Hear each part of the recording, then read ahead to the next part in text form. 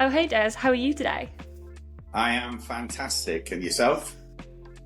I'm really good, thank you. It's the last Friday of the week, and we've just said previously it has been snowing everywhere. Even Florida has had some snow, which is crazy.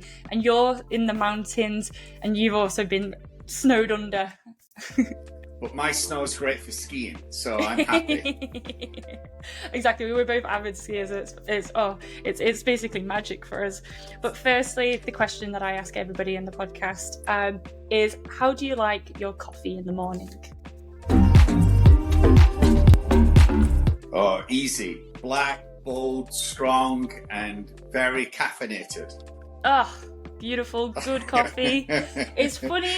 When I started this question, I just thought I'd get the lattes all the time, and I've actually found everybody goes into three categories these days, and it's been an interesting pattern on you as a successful entrepreneur and actually what you're drawn to as your coffee. And there's been research out there to suggest the most successful entrepreneurs do drink the black, hard, caffeinated dark coffee. And the double espressos. They're just wonderful. Bring them on. Exactly. And that is what today is all about. It is about being successful entrepreneurs. But so I don't butcher your incredible achievements. Des, what is it that you do, and why do you do it? Well, I've always loved business since I was a kid, and so I've ran many organizations, and right now I'm in the process of managing Hague Enterprises. We do many things, which I'll try and keep it brief. We advise companies on how to sell. We advise companies on how to make money, save money, and just, augment and drive their enterprise to new levels. That's one very important element of Hague Enterprises. The second piece is we're all about the Thinking Academy, which we've just launched. It's kind of an extension of the books that I've written and authored. And it's about how do we help people, lift people up, so everybody has a chance to maximize their life, how to get ahead and stay ahead in your career. And I'm all in on the people development side. And you've absolutely undersold yourself, even after all that incredibleness. You've not only run 9 companies, now I'm going to butcher this a little bit. They're all over like 28 million. They're not small companies. These are big, substantial global enterprises that you have either been leading, or I believe you're executive now as well to this day. And it is from your 20 to 30 years worth of experience that you've written 2 books that is also leading into the Thinking Academy. Is that Absolutely. right? And some of these companies just, are billion-dollar companies, multiple billions. And I've had the honor of working with some of the best, smartest, most dedicated people in the world who've made me look good, and hopefully I've made them look good at the same time. So without further ado, I think that leads us nicely onto how to think your way to the top. That is the title of one of your books. Right. You've got more, there are more, but that's the one we're going to focus on today. And I have said, like I said to you I'm halfway through the book, and this is my little testimonial for you on the platform. Is thank you. Like I said, what I've really enjoyed is like the mental checklist. Every single chapter is nice and concise. It's got a clear point, story, and a reflection at the end. And then it's enabled me to just stop and go, okay, do I have this? What do I need to do? Yes, no. Can I improve on this? And then move on to the next chapter. And it is a real good book for picking up and putting down, and then rereading a year later. So that's first and foremost just a thank you for bringing it to my attention. No, well, thank you for the testimonial. Keep the messages going strong. So the question I want to start off with is a little bit of a segue, but is from your point of view, Des, what does success look like? It's really funny what you've just said, Charlie, because ultimately I think success needs to change. If you think about Muhammad Ali, a great quote, he's a phenomenal boxer, phenomenal man. But one of the best quotes he's ever, in my opinion, laid out for somebody is, if you think the same, and you can't relate to this quite yet, but if you think the same when you are 50 as when you were 20, you've really wasted 30 years of your life. You've not evolved. You've not adapted. So I think for me, success is personal enrichment, giving back, lifting others up, but ultimately enjoying everything you do. If you're not jumping out of bed every morning saying, I can't wait to get after the world, I would challenge that what you're focusing on and what you're thinking on is not deep enough or challenging enough, and you have to change the way you think.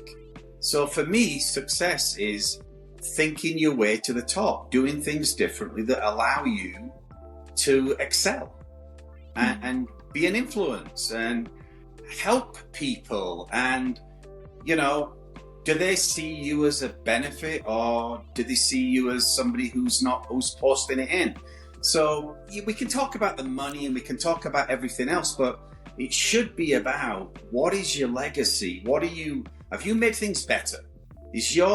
At the end of the day, does your book all add up? We all make mistakes. We all follow, do things which we haven't. We all suffer from sometimes questioning our beliefs. But at the end of the day, is the book written on you where you are a positive impact and you help and move the world along?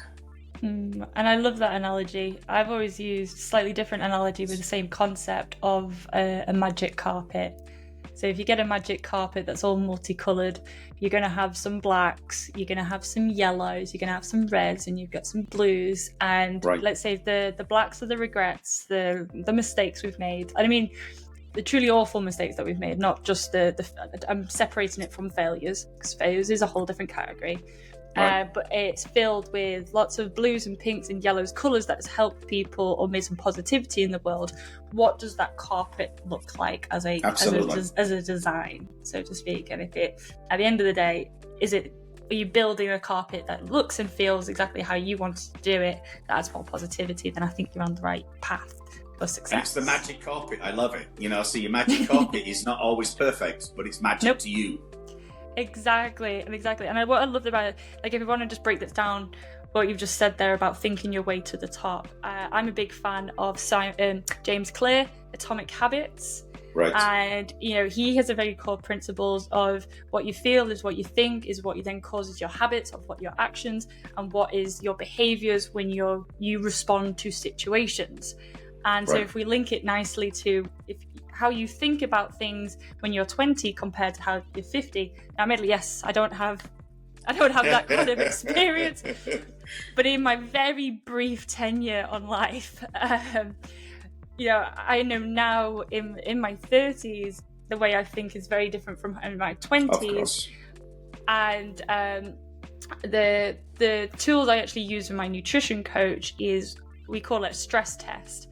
If you get put into the same situation again that you've previously been in, did you respond the same or different? And that could be as simple as maybe a conflict resolution at work where it's a difficult conversation. Did you as a person shy away and avoid it like you could have done in your younger self? Or did you learn the tools and techniques to be able to negotiate yourself way through that situation? And I think that would be you're already thinking my your way example. To the top. You're thinking your way to the top. You don't need me. It's been great seeing you. Goodbye. No, just kidding. Trust me, after reading your book, I was making my list of things I'm missing, and I was like, okay, let's start working on these things. But that's the beautiful thing. To me, it's about the whole book. The whole premise is about getting you to think, not how to think for you.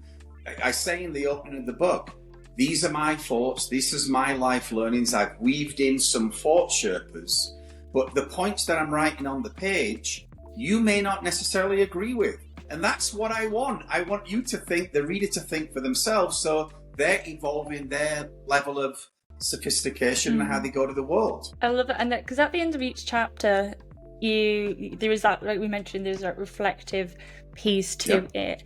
And I won't really kind of spoil it to some of the others, but there's four main questions. And the one that really stood out to me was, name somebody who embodies this. Right. What's the thought process about adding that question? Because sometimes in life, I know I was guilty of this. I felt that I had to do it all myself. I felt I had to have all the experiences. And it's only when you really start to adapt a never stop learning mentality that you bring in as it's great to have some vulnerability. You're not supposed to be the all-knowing oracle. You know, we are not AI in our minds. We can learn so much more from others. You know, you think about the greats in business, you think about political leaders, you think about sports stars and celebrities and artists, and every single one of them have got a great, profound story to tell, and you've got things to learn. So, yes, I don't know what it's like to launch a rocket company, but I can read about it from Bezos or Musk and think about, how would I do that? How would I learn? So it's to really make sure that you're not insular, that you expose yourself, that you ask for help, which I think is a wonderful thing. And then you say, okay, let's find those people and go and get advice from them. So in the scenario, like myself, I don't necessarily have a network of celebrities, even though, I don't know, 6 degrees of separation. Give me 5 minutes, I could probably find somebody. Right. But say in the scenario, you can't reach these people, they are very busy.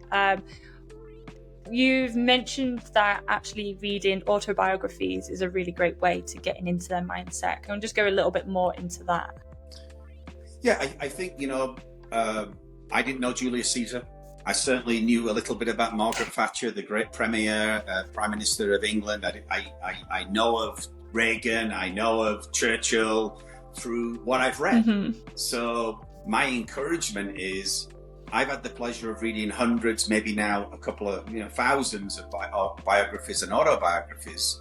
And there's great platforms. Even on LinkedIn, there's a gentleman called David Sina who actually posts autobiographies and biographies and gives you a short synopsis of them. Learning from them. You don't have to do it yourself. It's a force multiplier in life.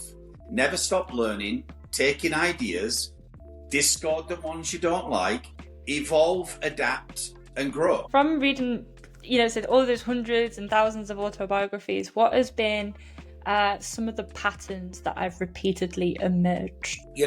I wrote it down in my first book about life lessons, and I'll be very, very brief. It's, you've got to love yourself, you've got to love your family. It's like Sinead O'Connor, nothing compares. Okay, so you just said something absolutely perfect then. You say over this, different decades, we're thinking differently, and really it's that never stop learning, which beautifully segues me to saying that's your first chapter in the book. Now, I noted down some of my favorite chapters that you've written about, so I'm going to delve into some of them. And so the first one is be intentional. That was the one that really stood out to me. We live in this world now where there is a hell of a lot of distractions. Right. And if you have some personalities, which I call the magpies, who like to go after lots of shiny things, you're actually in a disposition these days where you could be getting off track. So from your point of view though, what does it mean to be intentional? It's an open question, but for me, I right now I define it as, you have got to focus in on what is important to you, your family, your business. You can't be, like you said, this starving canary looking for the new shiny penny. To me, it's boiling down. Intentionality is that you have got to understand what success looks like. What are you aiming and striving for? And I always say it's about a whatever it takes kind of mindset. And for that, you can't be the victim of your circumstances. You've got to be the outcome of your, if you like, responses. If you're the product of your choices. So you've got to choose carefully. And so intentionality comes down to what is it that you are going for, and then don't sacrifice those important things for anything else. So you're going to get people trying to steal your time. You're going to get 50 emails. You're going to get people wanting you to do things. And we call that, if you like, at times, we got to do everything because we got to be everywhere and we've got to have FOMO, the fear of missing out. My intentionality is JOMO, the joy of missing out, because I don't want to be everything for everyone. I'm going to choose what I look at and what I believe is important in my life. And then you got to act accordingly. We live in a microwave popcorn society. Everything's coming in fast. Sometimes we don't know if we're up, down, sideways. But if you don't control your agenda, just because somebody else has an issue or a calamity, it doesn't mean that takes you off your game. It's so important. Be intentional, be focused, do whatever it takes. All key elements of how you can live and amplify your life and really be a force multiplier for you and those around you. Now, I love contextualizing ideas into different scenarios that you can resonate with. And I think just that one there, if you've got a disaster friend that always just seems to be in utter chaos and then drags you into it to help go fix it, it's called railroading, because they're just going to essentially railroad your whatever intentional path that you set out to yourself, and they repeatedly do it. Well, that's a compounding effect of slowing you down. And I say this from a place of love, that you're also going to make those hard decisions where whether you just give that person space or you cut them out of your life forever, or you just be direct with them that if you don't change or stop this behavior, then it's just like we can't be friends anymore. Because like you said, you're just going to be intentional about where it is you're going, and it might sound harsh, but sometimes you don't get to become like the 1%. You don't get to go to the top without having that mentality. No, and I think you call those people vampires if you're honest, and we all have them, and you got to limit them in any way possible. And if you don't sacrifice for what you want becomes the sacrifice. And that's the really key message. So we allow people into our lives to bring drama and, suck your energy. Then you're sacrificing what's important to you. And you got to stop that dead in its tracks. And you've also just said that, whatever it takes. Over the course of the different businesses that you've ran, I want to actually link two chapters together. So whatever it takes, and then also be fearless and not reckless. Right. Can you tell me about a time when you were running the businesses that really embodied those two chapters? Yeah, I'll give you a great example. I've just gone. I'm coming home. It's in probably 2:00 in the morning. It's been a long day. I've been on the road. I'm driving to my home, and I get a call from my crisis manager when I'm the CEO of Centerplate, the North America's largest sports and entertainment company at the time. And I get a message from my crisis manager telling me that ESPN are doing a hit job on one of our stadiums, saying we're infested by rats. And, what I do know is, as they say, the analogy is bad news covers the world before good news can get up for breakfast. And so I could have accepted that there was going to be a hit job. I could have accepted that, social media is going to go in a frenzy, or I could do whatever it took, which meant getting myself down to the airport, getting on a plane with my executive team, going to Indianapolis for 3 days, covering the press, making sure that, the truth was laid out and understood, and ultimately manage that whole crisis, which can take companies down. We all know there's a lot of people who want to hurt, people who try to do good. And that to me is just one example of whatever it takes and being fearless. I wasn't worried about the press. I wasn't scared about the press. The truth will set you free. You get your team there. You lay out your principles. One of these awful reporters actually picked up a handful of pellets from the turf. And when we walked into the kitchen, they said they'd just seen these pellets. And my manager said, you've just picked those up off the turf.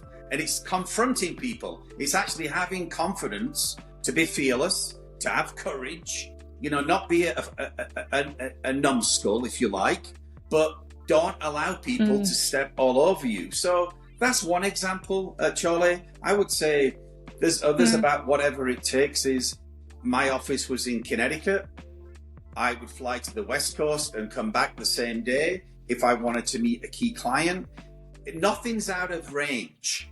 You do whatever it takes for the moment. If that means going to Alaska or going to Tokyo or going anywhere for an in and out trip to show that you care and you're there for the client, that's what it means to me. And I love that. And I know you're really big into to sports as well. And actually, if you've ever watched the movie Air, about the kind of recent one with Ben Affleck and Matt Damon, all around Michael Jordan, one of the big underlying messages was the reason why his mum was fighting so hard for the royalties for his name with the Nike shoes, because she actually had the unparalleled focus. Like, she knew her son was going to go to the top, but she knew her son was going to go to the top and people were going to go tear him down. And she almost had that motherly protection, was like, I want to make sure that he's got all the resources to be able to do whatever it takes to take on all of the negativity that is going to come with climbing to the top and trying to solve all of those different problems. And that's what I took from that movie. And it's great. And I would always say, people will hate you or love you, and it's got nothing to do with you at times. It's their moment. It's how they're thinking about life. You see somebody successful and they want to tear you down. It's kind of the 15 minutes of shame on social media. Everybody's got an opinion about everything. And we need to step back and say, how are we being positive? Don't knock somebody down because you're not fulfilling your life. Get up and do something for your life. Make your life meaningful. And there's a lot of ways you can do that. And I hadn't actually written this chapter down, but it is hard. Just put in the hard work. There is just something as fundamental as just put in the hard work, and don't be jealous that somebody else has put in that hard work to get to the position that they're in. Yeah, and I think Roger Federer, my favourite tennis player of all time, says it beautifully. There's no getting round it. You got to put in the hard work. Johan Cruyff, another soccer legend from Europe, he said, to touch the ball perfectly in a game, you have to touch it hundreds of thousands of times in practice. That's what it means, whatever it takes.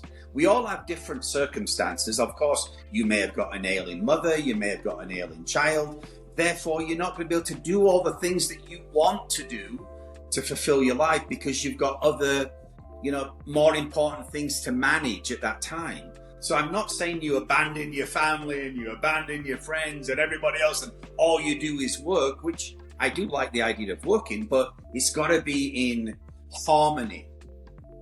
People say, I've got all this work-life balance. Great.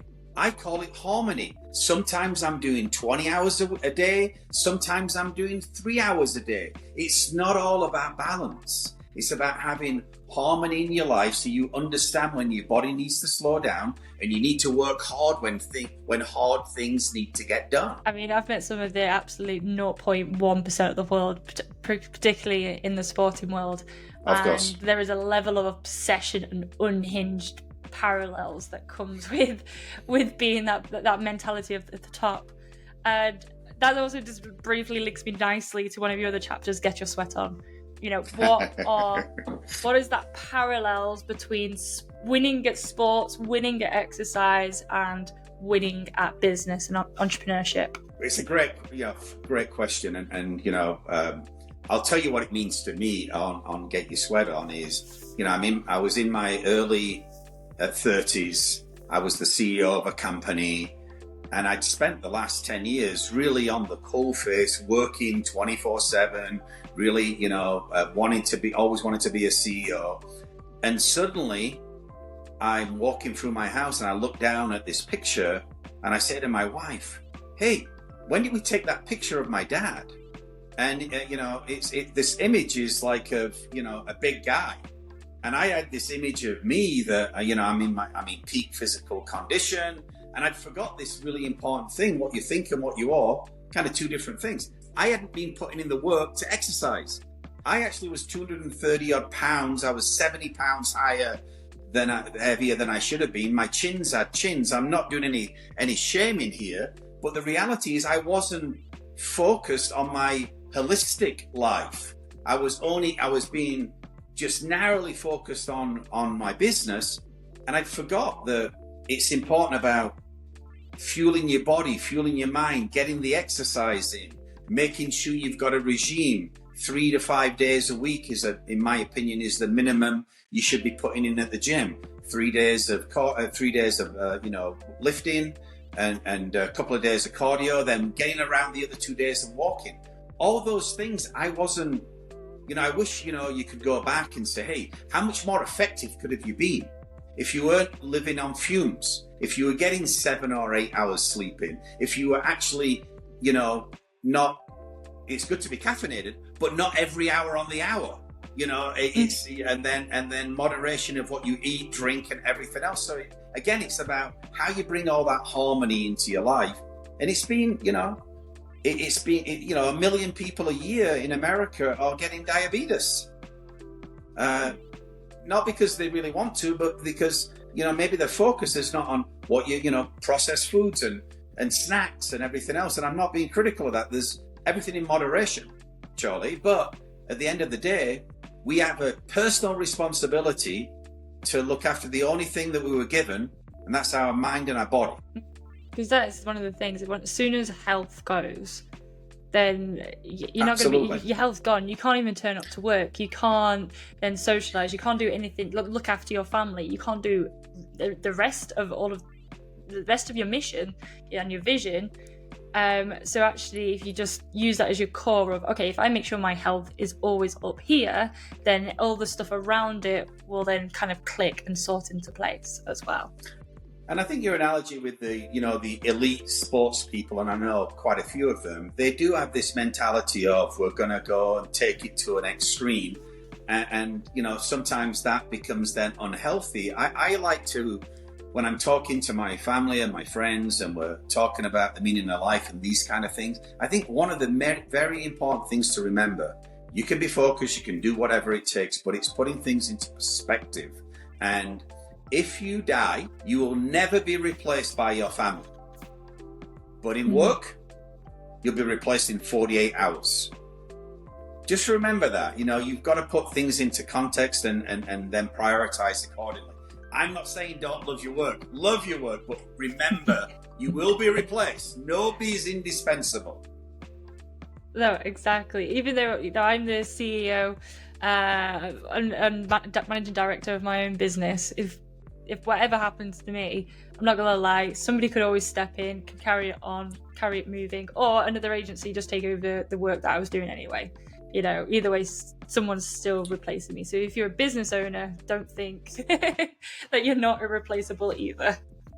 It's just perspective. It's just putting things into perspective and not blowing out your importance. So you just said there that actually you had that period of almost, you just forgot that health needed to come into the mixture whilst focusing on your goals and visions through work then. So now, if you were to speak to a younger person starting out into their career, what is like your top 3 things that you'd say would be the most important things to helping them get the best career possible? Well, we've talked about never stop learning, which is it's a given, but that kind of falls in also to do whatever it takes. We talked about the second thing about get your sweat on. That means that you're not just focused on business, that you're thinking about your holistic life. Very important. And then I would say that the next element to me, if it's like a code red for somebody who's 25 in your life, is the most important thing in their career is their career. So what is the focus? What is the plan? What are you doing to make sure that you keep the main thing of your life? I call that my plan on a page. What is my vision? What are my objectives? What are my financial metrics? What are the 5 things that are really important to you, what you call your deliverables. So I'm a new mid-tier manager. I'm coming into my role. What are your 5 deliverables? What are the imperatives to achieve those deliverables? I call that SAW, situation, action, result. I put it on a piece of paper and I track that every single year, every single business I've ever been in. Plan on a page. What do I think success looks like? How am I going to measure myself? And then the true litmus test is you expose it to the sunlight. You say, how have I done? You don't have rose-colored petals, glasses, to say that things, you distort your own reality. Be truthful. Again, it's like, I like the quote from Warren Buffett where he says, winners focus on the playing field, less than winners focus on the scoreboard. So think about playing the game and focusing. There's nothing more important than in your career, your code red is your actual pathway to success. And be religious about it, be methodical, be unrelenting. Measure everything that you do. So just let's break that down, that analogy there, because that's what I really loved about you're building those metrics. You're building those metrics against the vision, and I completely get the analogy of focus on the playing field rather than the score. And what's the best way to identify which metrics to focus on? We live in a world where we're swarmed by data. We could data analyze all day. So how do we get us to focus on the right data that's going to move us and move that needle in the right direction? Well, it starts internally for me. It's like, okay, we can have all the KPIs, we can have the dashboards up to the wazoo, all that kind of stuff. That's not really what I'm thinking about here or talking about. What I'm talking about is it's a personal focus on the individual. So everybody is like, got their own DNA or their own fingerprints. Every snowflake is different in the world, if you can believe that.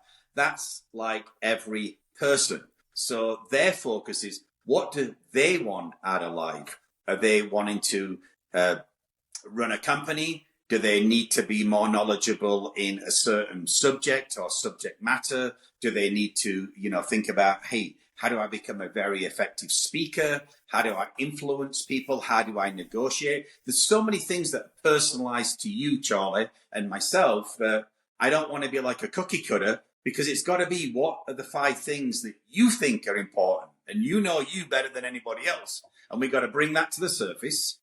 And if it's saying, okay, I'm going to, I want to be an industry expert. Well, you better be studying the trends. You better be doing your own analysis. You better be doing your own, if you like, SWOT analysis and other things. Some of these processes go in and out of vogue.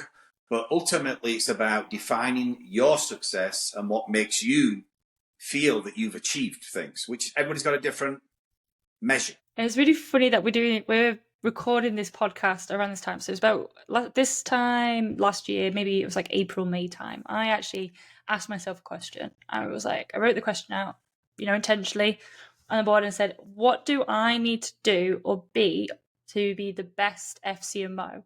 And if I was going to draw this person, what would this FCMO do or be? And then I kind of wrote down a few bullet points here, a few scribbles, kind of made it a start on it. And then admittedly, I did forget about it. But then as I was updating, I spent a whole of Christmas updating loads of my operations, loads of my marketing, loads of the business, really working on the business across a whole multitude of areas. And I stumbled across this document and it was, I loved it because I was going, tick did that, tick did that, tick did that, tick did that. Oh, 90% of the way through that. And right. I'd, whether it's intentional or subconsciously or just that I'd constantly mulled about it in my brain. I'd just been ticking away, working on it for 6 months, 7 months, 8 months, to the point where I was like actually going, look at this. These look pretty similar to each other, but this is an incredible, the output was a much more detailed, operational, working, tested version of what that looked like. And I would say you were very fortunate that you actually had in your mind what did success look like, and you were working from it mentally. Now, not everybody is so fortunate. So that's why the second 4 exercise in the book is your code red. It's actually helping each individual. What does your success look like to you? What are the 5 things you're going to do as a deliverable, the imperatives, and then check that off on a monthly basis. I actually have it, pinned to my wall for every business that I'm in. So I'm advising 8 different companies. I have my plan on a page for 8 different companies. And what does my role and your place and space look like in each one of these ventures? So you don't overstep, but you keep yourself on track. And then we review that on a monthly basis. I love that. I love it. And I want to kind of now pivot a little bit because if we just sort of summarize this section is look after your health, get rid of all distractions in your life, be intentional in the direction that you want to go, be measure, how is that journey going towards that vision that you're looking to create. But all of this is needed by, and I'm going to use a word they actually hate. So this is all created through motivation and drive. And the reason why I actually don't like the word motivation is actually what I really want to use the word is hunger. How do you get that hunger to want to do all of this? It's how I really want to phrase it. It's a great question. And personal drive has got to be at the forefront. You've got to want it. You're not going to put the work in. You're not going to do the hours. You're not going to, see the benefit if you first and foremost don't believe that you want to achieve something, that you can achieve something, and then ultimately why you want to achieve something. So there's a great book, if you haven't read it, it's from Viktor Frankl, and it's Man's Search of Meaning. And it's a horrendously disturbing book about survival in a concentration camp in World War II. And the quote that he uses is so powerful, and he went through, we all think we have adversity. My worst day was his best day. Let's just put it like that in my life. And we've all had our adversity. And that's something that we could all keep in mind, just understand, others are going through difficulties that you may not know. So be a little bit more caring and compassionate. But the quote from Frankl is this: if you have a why to live, you can cope with almost any how. So when you talk about, how do you get self-motivated? How do you get going? How do you get that desire and passion? It's got to come from inside. It's got to be inside. You can take a horse to water, but you can't teach it to drink. It's those analogies. I don't want to be cliched with you. There's not a silver bullet, but it starts with, you've got to believe. Like Confucius, you got to learn as if you're never going to be able to learn. You got to put in the work. You got to have that commitment, that fire, that passion, and then you can really, accelerate, explore, and be a force of nature. And that's actually one of the reasons why at the start, it's really at the very start of the podcast, I don't just ask, what it is that you do. I say, why do you do it? Because there's that really does, because I always wanted to shine the light that many entrepreneurs and many business owners, the successful ones, don't do it for the money. That is the positive byproduct from having that huge desire to then create something bigger than themselves that hopefully betters the world, but it's not always the case. But I like to think positively, so I think that their intentions is to make the world a better place. No, and I think, to be honest, Charlie, what I would say is, another important element here is not, you talked about not liking the word, motivate, I think motivation or whatever, but I would say it's leading with laughter is an important element that we miss out. It's like, I'm not asking you to be a Saturday Night Live host, but there's some profound things about if you can, have self-deprecation, if you can have humor, there's a lot of benefits of who wants to go to work, which is 50% of your life, and be miserable, so think about how you can make it fun, exciting. They're the things that can change ordinary people into extraordinary assets. And there's a couple of quotes. There was a TED quote from Jennifer Adker where the proof's in the pudding. 27% more motivated if you bring humor into your life, into your work. More bonuses. It's like, make it a superpower. That might get somebody's passion. That might be the switch for this individual who's waiting to, I can do this as well. Put me in, coach. But then the other big thing, Charlie, is we got to dream big. We can. Who wants to incrementalize themselves? Does the world need another mediocre offering? Is that what we're looking for? Oh yeah, I can't wait to have something that is plain vanilla. No, thank you.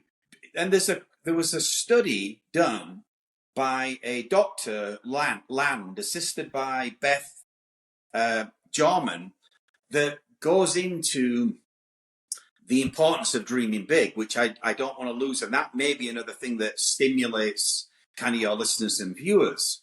And that is, they took 1,600 kids under 5 and did an analysis on their creativity levels. So think about this.